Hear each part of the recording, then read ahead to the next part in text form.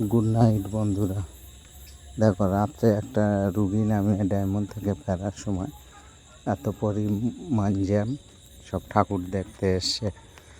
তো এত জ্যাম দেখা পাচ্ছ, এখান থেকে মানে ডায়মন্ড থেকে বের হতে গেলে মিনিমাম আধা ঘন্টা লেগে যাচ্ছে, এত পরিমাণ জ্যাম। তো আমাদের তো আর ঠাকুর দেখা হলো না, তাই রুগী নামিয়ে ফেরার সময় একটু ভিডিও বানালাম যে সমস্ত ভাইয়েরা বাড়িতে আসো, ডায়মন্ড কত সুন্দর সাজিয়েছে, বাড়িতে বসেও দেখা পাবে। হালকা ভিডিও বানালাম আপনাদের জন্য। দেখো কি পরিমাণ মানুষ রাস্তা দিয়ে হাঁটছে, রাস্তার উপরে এলইডিগুলো কত সুন্দর লাগছে। বাইক ঢুকতে দিচ্ছে না, তাও যারা এই ঢুকে আছে মানে এগুলো কীভাবে এদিক ওদিক করে ঢুকে গেছে। অ্যাকচুয়ালি অ্যাম্বুলেন্স ছাড়া কিছু ঢুকতে দিচ্ছে না, বাইক প্রাইভেট নো এন্ট্রি আছে। তো রুগী নিয়ে যাওয়া এত সমস্যা, ধারণার বাইরে। মানে এখানে প্রচণ্ড সময় লেগে যাচ্ছে। তো যেটুকু সময় পেলাম আপনাদের সঙ্গে ভিডিও করে শেয়ার করলাম। যদি ভালো লাগে তাহলে লাইক, শেয়ার, কমেন্ট করবেন। যদি ভালো নাও লাগে তাহলে কমেন্ট করতে লাগবে না। দেখা পাচ্ছ কত সুন্দর লাগছে। ডায়মন্ডে যে সমস্ত ভাইরা আজকের এসছো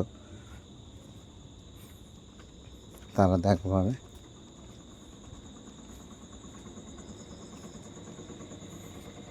দেখো, সবাই ভিডিও করতে ব্যস্ত, এত পরিমাণ জ্যাম। সকলে ঠাকুর দেখতে এসছে।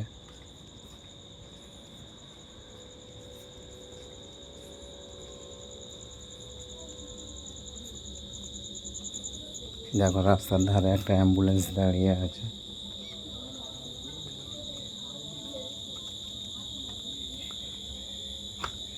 এত ভিড়।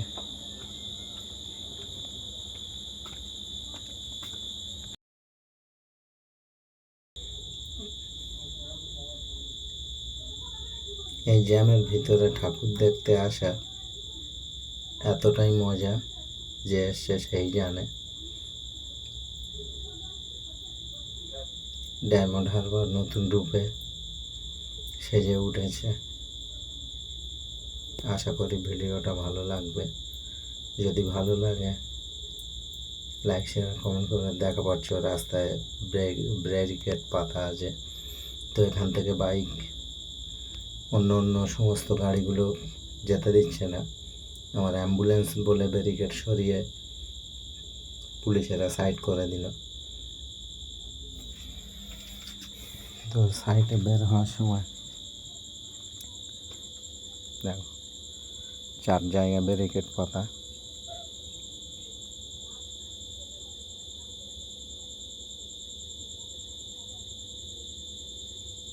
আস্তে আস্তে নদীর পাড়ে চলে এলাম।